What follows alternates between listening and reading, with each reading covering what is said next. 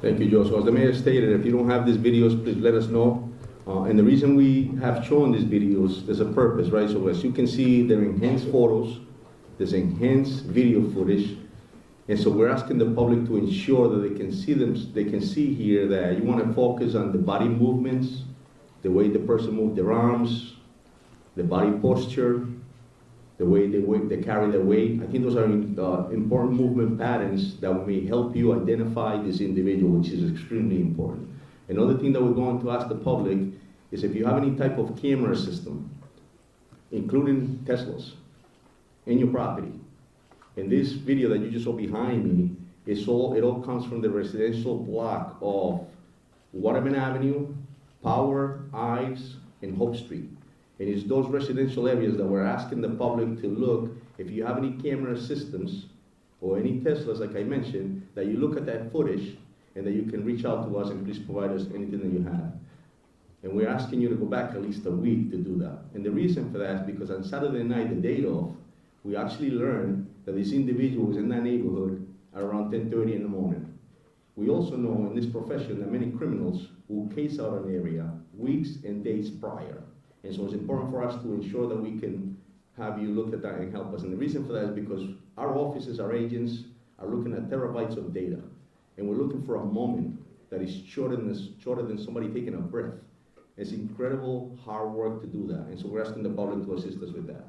The other thing is the tip center. We have been receiving hundreds of tips. However, we're about close to 200 actionable tips that we're still conducting investigations on, which is incredible and is important. Again, keep in mind that this video footage is extremely important to us. And one more thing here, that as a reminder, please remember that the number that we need you to call is 401-272-3121, as well as the link that the FBI provided, which is fbi.gov, Brown University shootings. Thank you very much. Thank you, Colonel. Now we'll hear from FBI Special Agent in Charge, Ted Dux. No, thank you, Mayor, and good evening. My name is Ted Dux. I'm the Special Agent in Charge of FBI Boston. On the heels of this tragedy, the strength and resilience of the people of Providence is a powerful reminder of the bonds that unite us. The men and women of the FBI, along with the law enforcement team standing before you, carry the victims with us as we work around the clock to bring the individual responsible for their injuries and deaths to justice. Today, the FBI is working with Brown University to do everything we can to provide services to those impacted by this horrific shooting. The FBI has almost 30 victim specialists, special agents, and analysts from all over the country who are here in Providence to support our survivors, the victims, and their loved ones. The FBI Victim Services Response Team is one of the many specialized FBI assets that have been deployed here to assist. The toll this type of tragedy takes on victims and their families is immeasurable, and we ask everyone to respect their privacy at this difficult time. Thank you. Thank you, Special Agent. Next, Attorney General Peter Nerona.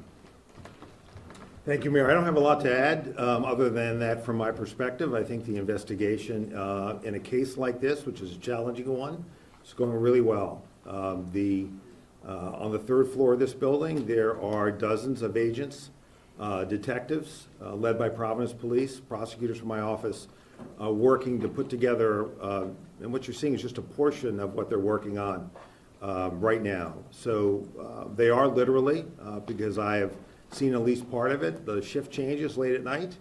I think Rhode Islanders should take confidence in their work. They are veterans of what they do.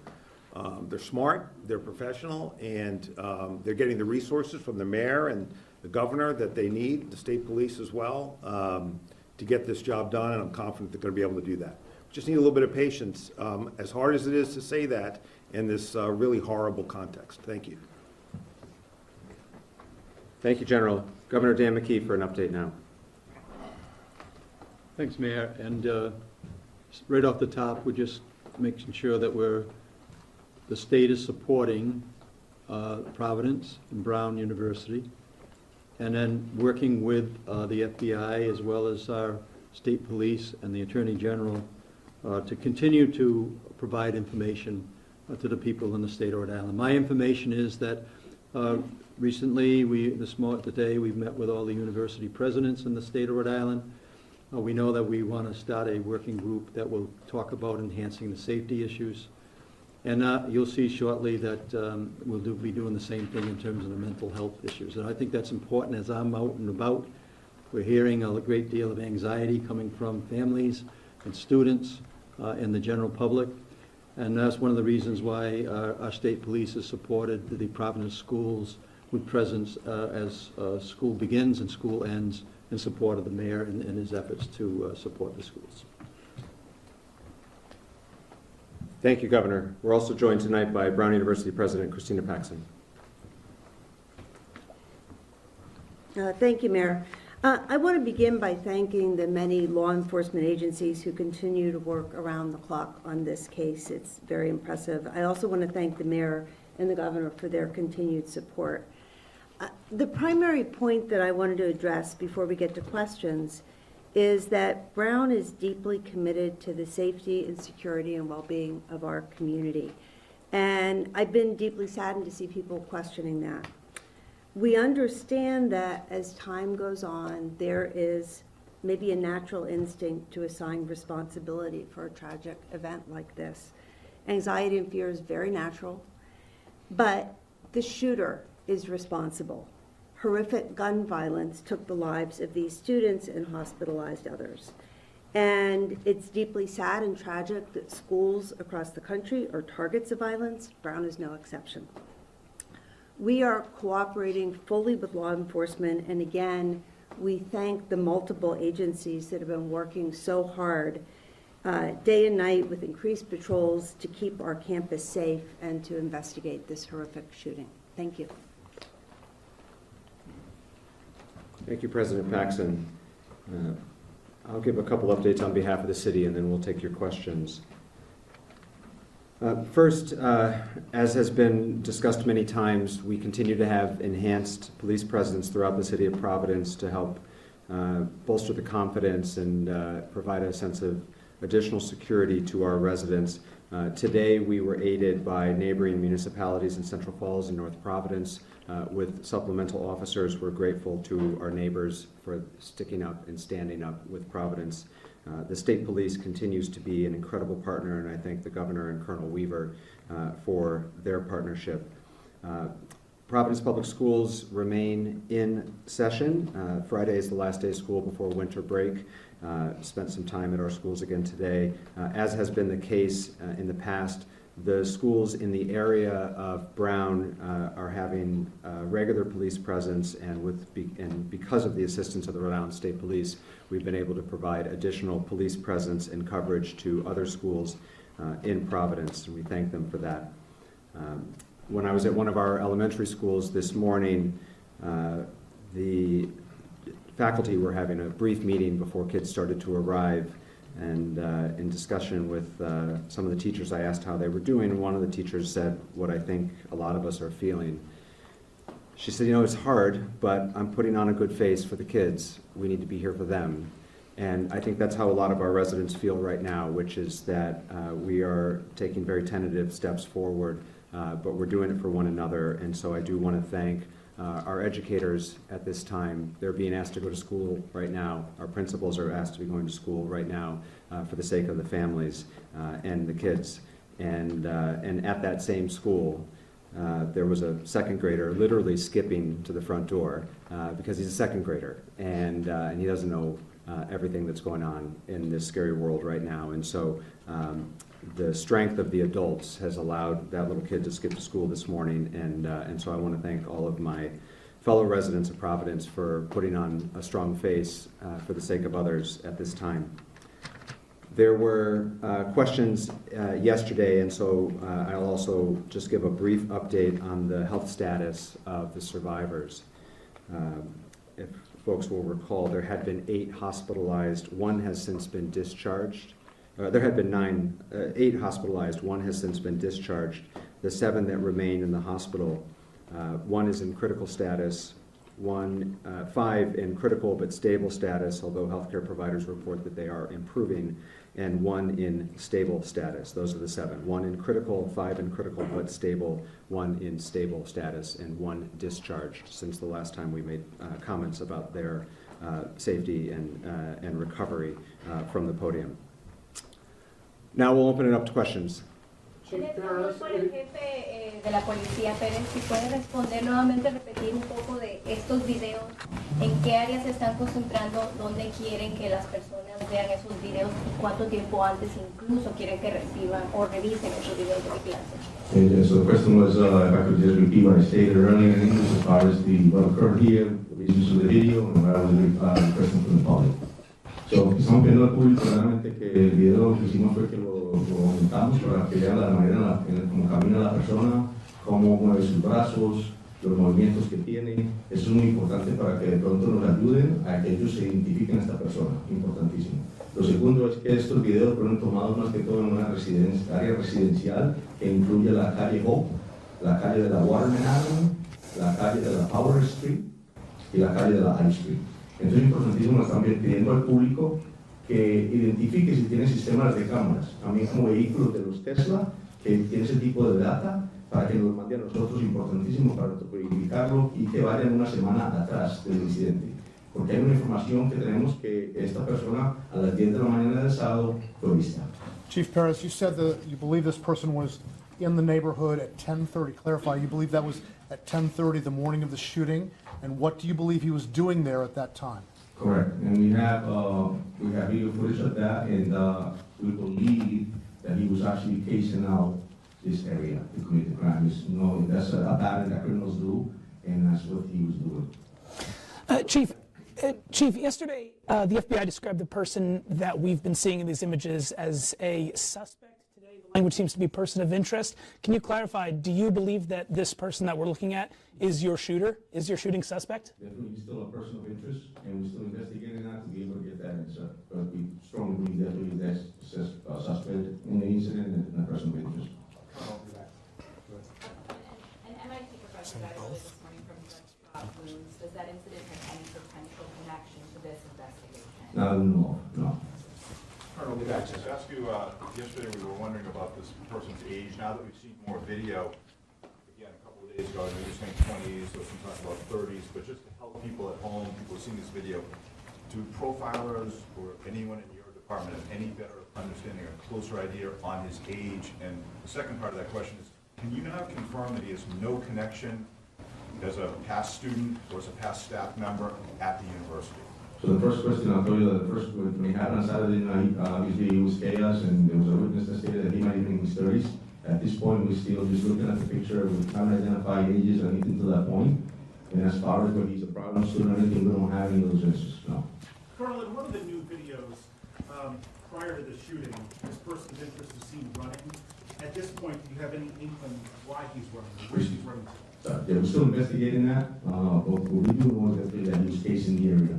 And again, that's what criminals do prior to committing a crime. Chris. It appears that the FBI and PT, according to what I'm looking online, it looks like they're releasing separate videos at separate times. Are you guys still coordinating, or how are things looking? You gotta understand that there's a lot of people upstairs, as the general stated earlier, and we're trying to ensure that we do this right job and collect the evidence and that we need, and we want to make sure that everybody has especially you guys in the public. One thing, I want to make sure that the community is safe, well-informed, and stay confident in the work that we're doing. So yes, there was a video that was released, but we also were working on another video, and the purpose of this press conference is to ensure that the public can see those videos showing movements, like I stated earlier, the way the person walks, the way they carry their weight. That's the importance. So our video, the second video that we showed was the one that we needed to show the public. Just in terms of cameras inside and outside the engineering building, are those working at all? And if so, why not release some of those videos? So the video that we showed you came from inside the building, and that's all we had at the moment. That's all we have at this moment. Inside the engineering building, though? Sorry. It's from the outside. From the outside, so do you have video from Yes. inside the engineering Both building? inside and outside. I'm sorry, just outside. That's all we have, not inside. No, I'm sorry, just outside.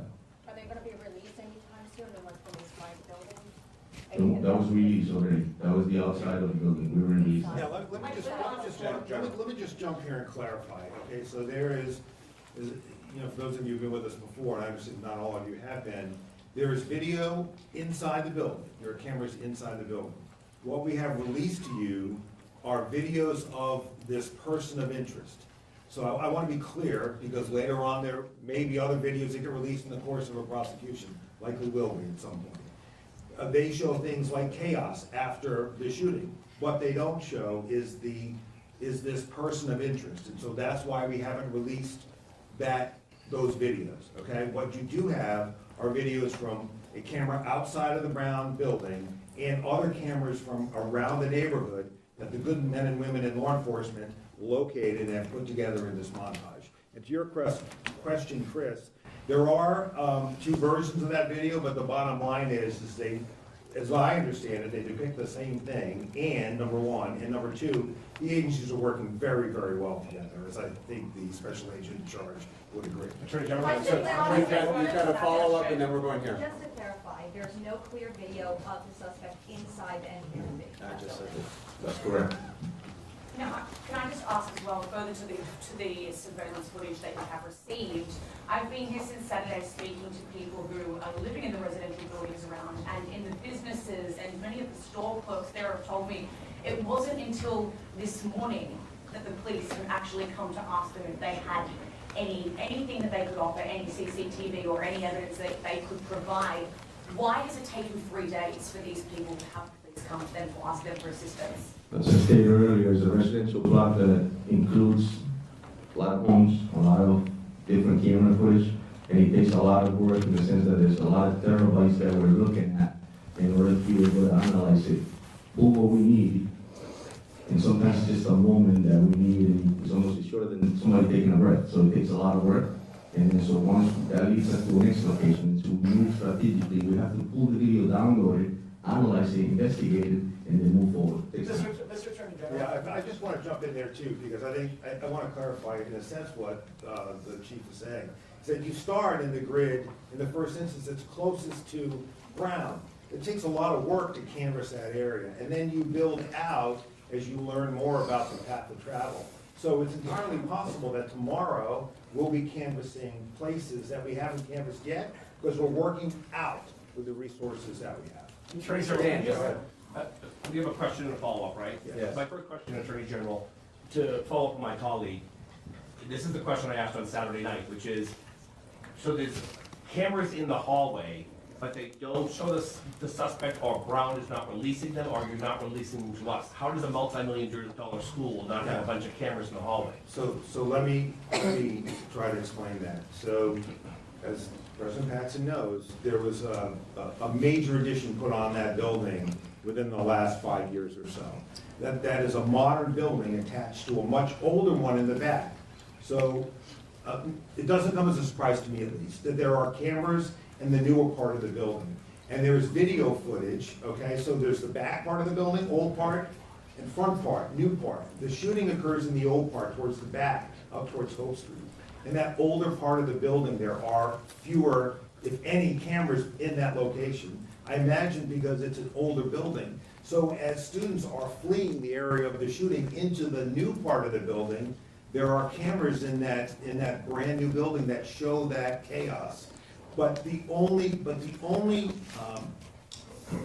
video of the presumed, anticipated, suspected, however you wanted to define a person of interest, you have it. We would release it if we thought it would be helpful in identifying this subject, because we are relying on the press and public to help get us there. There would be no reason for us to hold it back. We're looking for the best. Dan, got a follow-up. Attorney General, thank you for explaining that, because it really clarifies it, although I'm sure some people watching would think a multi-million-dollar school with a huge endowment could afford new cameras in an old building. That's my statement. Here's my question. If he's casing that area, Colonel, like you said, he had an intended target, which speaks to the motive. Did he have a target to kill one of the 2 people that were killed? We're still investigating it, and it's something that we're trying to get the answers as well, so. Patrick? For President Paxson, have you reviewed any communications to Brown before the shooting that revealed any kind of threat of any kind to anyone at Brown? And then since the shooting, I believe some web pages for students or faculty have been taken down. Is that a response to any external threats to anyone in the community? We have been working very closely with law enforcement to provide them with all of the internal to Brown information that they need to do this investigation. It's their investigation, they're the professionals. So we're providing information. We're not in the job of reviewing it for them. I know nothing about web pages being taken down as part of this. It's the first I've heard of it. In the back, yep. You want people to feel safe. Can you say this person of interest is no longer in Providence, no longer in Rhode Island? Are they out of the state? In any sense at all? I can't speak to the investigation, and if there's a follow-up for either the general or the colonel, I'm sure they'd be happy to answer it. But I'll restate what I've said several times now, which remains true as another day passes. Since the initial call came in at 4:05 p.m. on Saturday, we have not received, and this is now updated with another 24 hours have passed, a single credible, specific threat to the area, to the city related to this event, and as far as I know, to the state. And I know that this is a question that many people are struggling with, and it's difficult conversations that I've had with many, many of my constituents, including a very anxious parent this morning. The best information we have is that there is no credible, actionable, specific threat that has occurred since Saturday. And in order to enhance and ensure the safety of our community, we are stepped up law enforcement efforts throughout the city in a precautionary measure, in an abundance of caution, to try to give comfort and confidence to people who have to take the steps forward in their daily lives, who have to take their kids to school, who have to get to work. And that is the honest answer and the best answer we have at this time as the days continue to pass. But Mr. Mayor, with that, can you tell us where you believe he may be? Is he in the state? Is he in the area?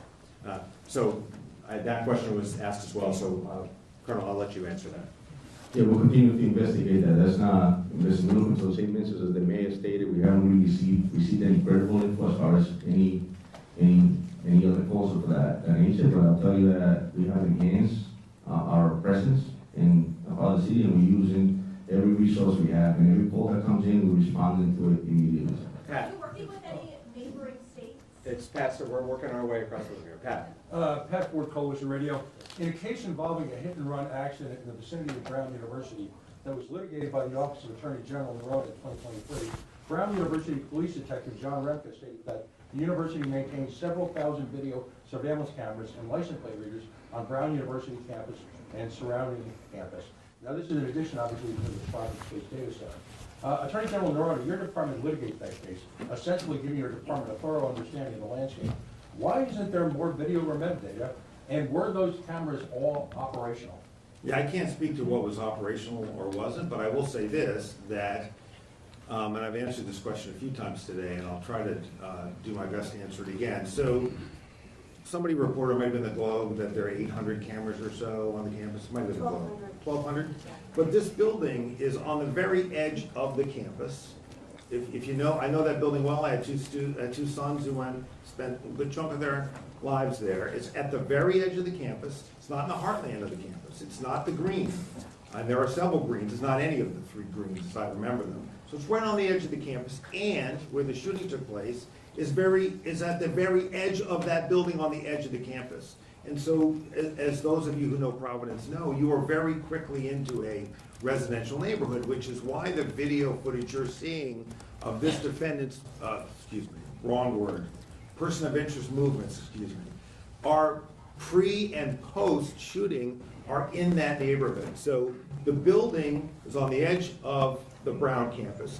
Where the shooting took place is at the edge of that building, and then you're very quickly into a residential neighborhood. There is no footage I'll try to say it again. There's no footage that depicts this individual that would be useful in identifying him that we have not released to you. And I think you can tell from, frankly, the not very helpful quality of the initial footage that our standard is pretty low. If we thought it was at all helpful, we would have and will release it. John, follow-up question, real quick follow-up. Colonel, Does Brown University or the federal government employ Stingray or any other mass surveillance equipment in and around the Brown University campus? And again, remember that the Brown University detective said that these applied and said that these cameras extend to the neighborhood. So the other question is, does mass surveillance by Brown University end at campus borders, or is there anything in the Thayer Street community downtown area or anywhere else in the community?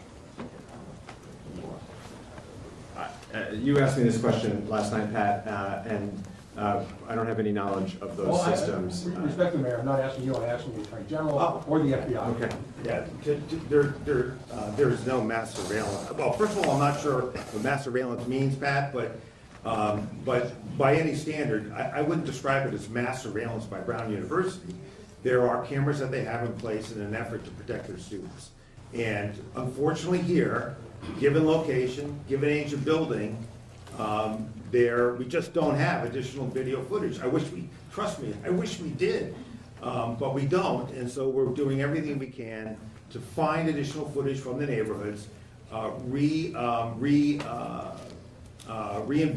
his path of travel, and continue to canvass for either people who may have seen him, encountered him, or who have video evidence that can supplement what you already have. John. I have a question for Agent Dox of the FBI.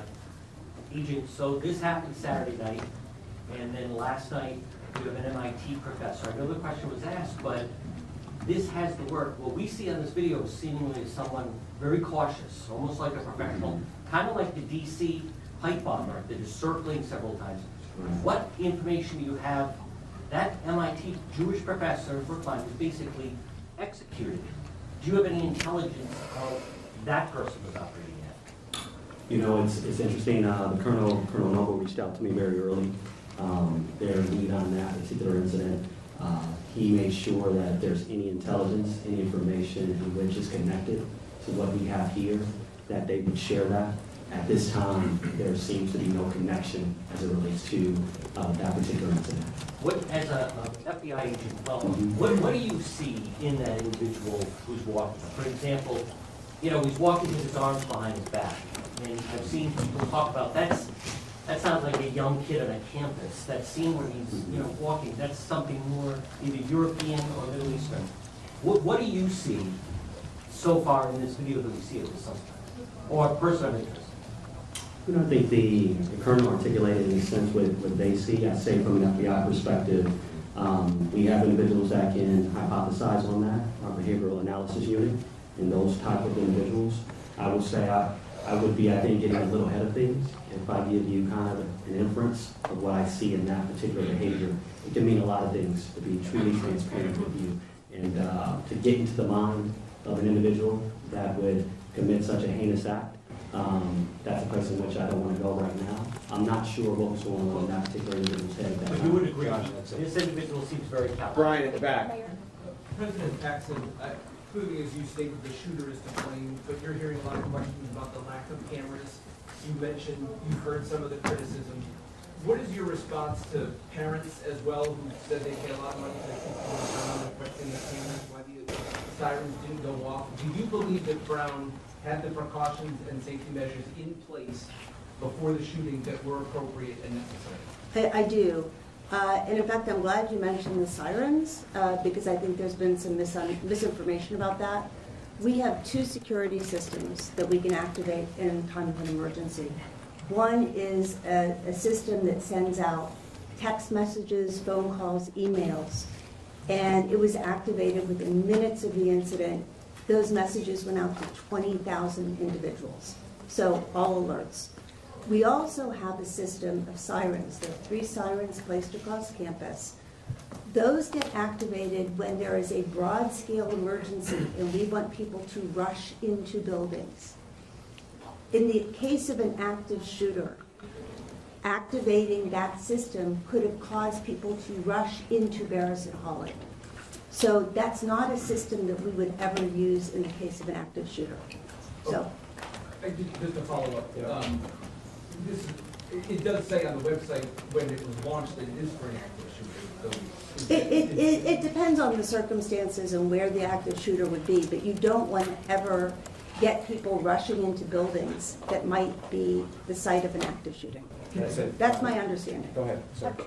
Do you have any evidence that suggests that the victim, Ella Cook, may have been targeted? No, not at this point. Yeah, to Perez's question over here. You mentioned you have over 200 tips. Miss, we're working our way across, I'm sorry. Go ahead, Tom. Attorney General Norona, what are the characteristics of the guy in the first video that makes you believe that he's also the same guy in the video that was released yesterday, and then a follow-up for President Paxson? Yeah, look, I think that that is an analysis that has been done by the agents and the detectives. A lot of factors are going into that. A lot of it is being able to, and as I just saw upstairs, a really terrific job of tracing movements, and when you put movements and times together, it's easy easier perhaps is the best word, to identify them as the same person. Now, look, there are no absolutes in any investigation, and I'm not about to make absolute statements in this one either, but that's the general reasoning for why we grouped that. Just a follow-up to President Paxson. Right now, school break is pretty much underway for a lot of the university students. Have you met with your police department and board of trustees on how you're going to secure the university going into the second semester? Are you making changes to the way you guys operate? Well, right now, we have been, the campus is emptying out first, as you said, but we still have staff and faculty and graduate students and international students who will remain on campus during the winter break. So it's still open. And right now, our focus is on getting as many sort of boots on the ground, people in cars. We have been really fortunate that the city and other municipalities have people who are helping us. People from the state. We also have security that we brought in from outside. I think over 60 people today were patrolling the campus. I was on campus walking around, and I couldn't turn around without seeing a security person. So we will continue that for as long as we think it's necessary. And right now, the campus feels very secure. So no changes? Steve, I'm sorry, I missed you. No, okay. If someone were, Providence resident were to see someone who matched the description of the person of interest, how would they be sure that they weren't dealing with a federal ICE agent? The tip line that we've been providing throughout the last several days, 401-272-3121, that call comes in here and is answered in this building with Providence police professionals and our partners at the FBI. That is who's manning the phones, that is who's processing the tips, and we are encouraging anybody who has relevant information to please use that tip line, and they should know that that's who's on the other end of the phone. And again, if you have relevant information or information that you think might help us with this investigation, we encourage you to call. But are there anything that can be differentiated between this person and an ICE agent who would be matched up walking through town and not be approached by the police in the same way this person was? Again, we've worked really hard to build the trust of our community here in Providence, and I'm telling you that phone number, 401-272-3121, rings in this building and is answered by Providence Police and/or FBI. Those are the agencies that are processing, running down, and investigating any relevant information, and we urge folks, if you have relevant information, to please use that phone number. Luke? For the Colonel, do you have any indication as to whether all the interviews of the students in the classroom are completed? Is there any through line that you glean from those interviews? But we're still conducting those interviews as we speak. Go ahead, please. You mentioned that you have no idea if the shooter is still in the area. Have you been working with any law enforcement agencies in other states that are nearby? Yes, we're working with every municipality here in the state of Rhode Island, and obviously every Massachusetts. Obviously, we have conversations with them as well. But majority of the law enforcement that we're working with right now is our own, nearby municipalities, the Rhode Island State Police, and every agency that you can think of, federal agency in the building. We have conversations with them, but no, they're not here now. Amanda, let me just jump in here. What's really critical first is that we identify who the person is. You know, once we identify who this person is, I believe we'll be able to locate him. It's very hard to hide in this country. But until you have a name, which is why we're working so hard to identify him, it's not particularly productive to reach out to law enforcement across the country as to who you're looking for, because we don't yet know who we're looking for. So that's why we have to identify the person. Once we've identified him, you know, we'll know more information about where he's from and who his friends are and where he might go. So those are the things that we can do once we have an identification of this person. And that's why the team now is laser focused on identifying who this person is in this video. Amanda. I just have a question for the chief. Just following up on another question that was just asked, I'm glad to hear that some of the students are beginning to recover. How many of the students who were inside that building and also outside have detectives been able to interview, and have they elaborated on anything this man said? Allegedly, he yelled something in the classroom before opening fire. Did he appear to be wearing a bulletproof vest, and that's why he appeared bulky? It's a good amount of interviews that have been conducted. We have interviewed several people. And so I just want to, as part of the investigation right now, we'll continue to investigate, we'll continue to speak with them. And like the general stated, listen, we're just trying to build the case here and make sure that we can move forward and continue the progress as we're doing. But the interviews are still being conducted. Colonel, the fact that he was... They haven't elaborated exactly in what this man, if he did say anything, what he was yelling. Yeah, no, I don't have that info now. Straight back, sir. What do we know about the path of the shooter as they left Ferris and Holly, and where do we lose sight of them? So his movements were all in that residential block that I mentioned, between Waterman Avenue, Howard Street, I Street, Hope Street. Because all that block, the whole residential block that I just mentioned is where his movements were. And obviously, that's where we lose sight of him somewhere around Government Street. This is after the shooting, Chief? In the back there. Correct. To that point, at any point, will there be kind of like a map put out as to which cameras you're seeing him on, to kind of give an idea to the public of maybe my camera's there, maybe my Tesla's there, like you said? Correct, yeah, great point, and something that we talked about just before I came down here, to be able to release that map as well. Chief. Alex. For the Colonel, do investigators know how many shots have been fired yet, and can you tell us that? So in our forensics unit, and obviously with the FBI as well, they're all there, and there was several rounds of fire inside the building. And just another follow, image today of the person of interest, they have a satchel. Is it known if there were additional weapons in there or magazines of some kinds? No, that's all we know, that it was just that one weapon that I mentioned the other day. Go ahead. Yeah, this might be a question either for President Paxton or the Colonel here. I wanted to follow up on the scrubbed internet pages that were mentioned. There's a lot of misinformation out there. There's been a lot of speculation about what those scrubbed pages might mean. Can you help fact check, give us some information today about what this scrubbed individuals, about one very particular individual, does it have any connection to do with the shooting? As I said before, I have no knowledge of any scrubbed pages. You can follow up with our communications office if you want to get more information maybe tomorrow, but this is the first I've heard of it. So I did, and then they directed me to Colonel Perez. Do you know anything about? I do not know. Colonel. Right behind, yes. Hi, una pregunta para el coronel. ¿Qué es lo que ustedes ven en la descripción, en el lenguaje corporal de esta persona que los hace pensar que es una persona de interés? He hablado con personas de la comunidad que tienen cierta desconfianza porque ya liberaron a una persona que también era de interés. ¿Qué hace a esta persona la que podría ser? Yes, the question is, what makes this person one of the suspects that we have as a priority, and since we have released somebody already in the past, what makes this person the subject?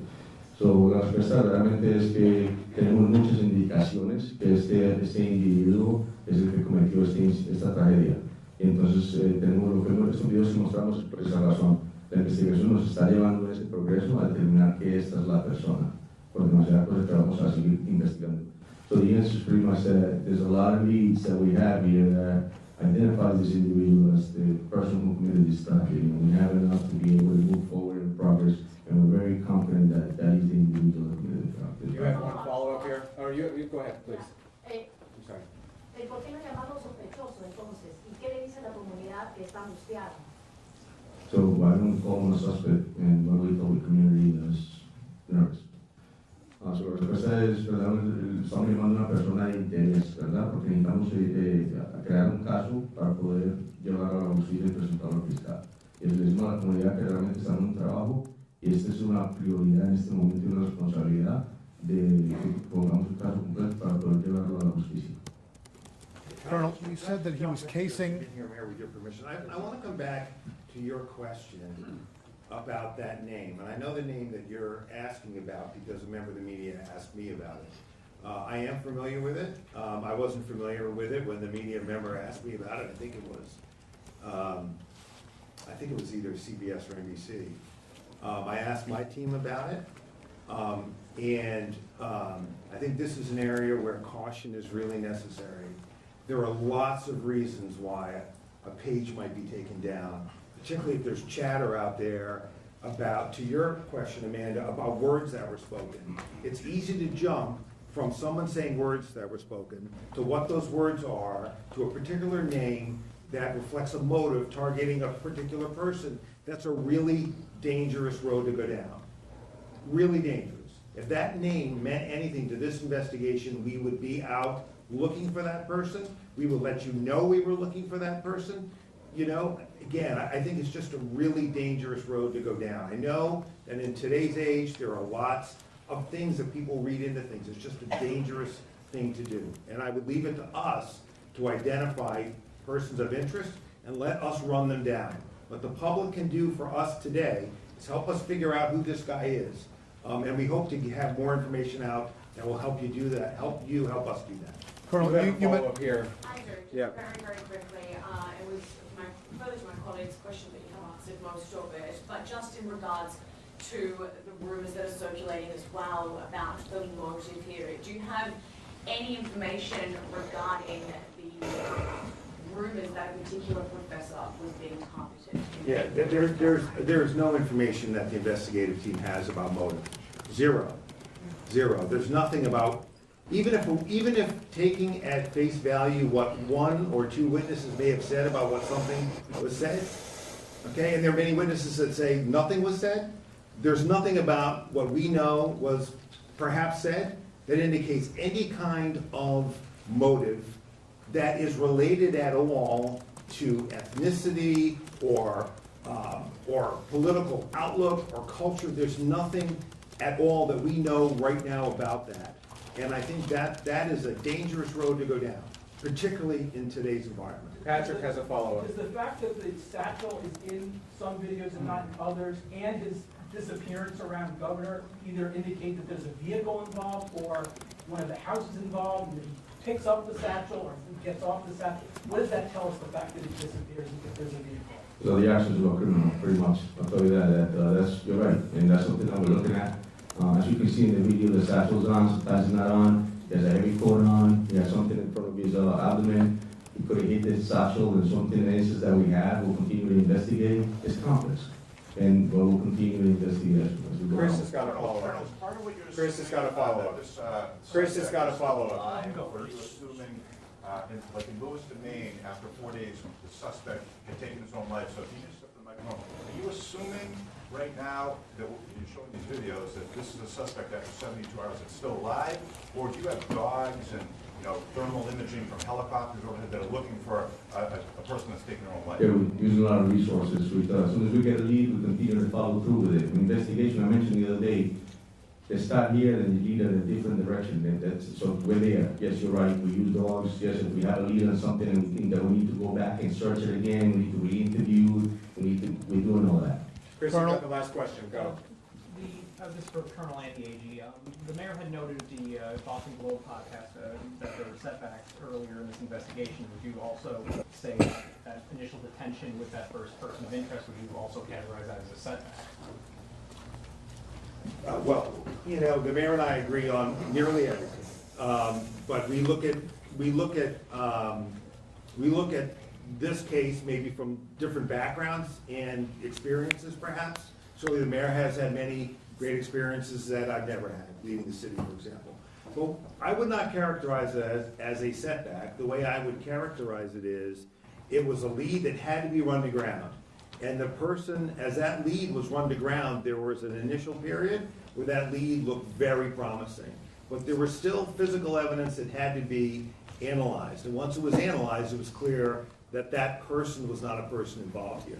But that's not unusual in investigations like this, and that's happening as we speak. We are developing people of interest, and you know, some we quickly rule out, others we quickly rule in. And when I say persons of interest, people that could be this guy based on other evidence. So I would not view it as a setback. I mean, I think, frankly, the police work there and the analytical work that would have to be taken out of state and brought back very quickly was very well done.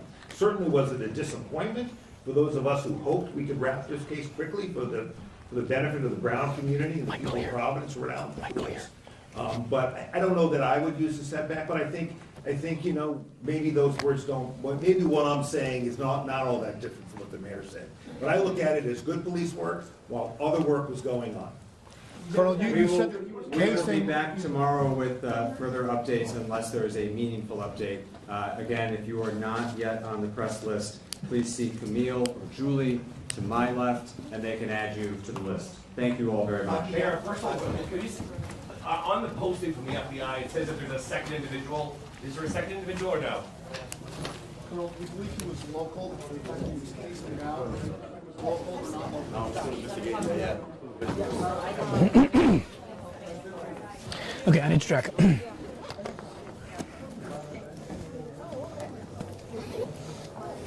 Are they going to kick us out of here? Are we going to do the hit from here? Okay. Brian's doing the 6, right? Yep. We're good. We're done. Yeah, for now.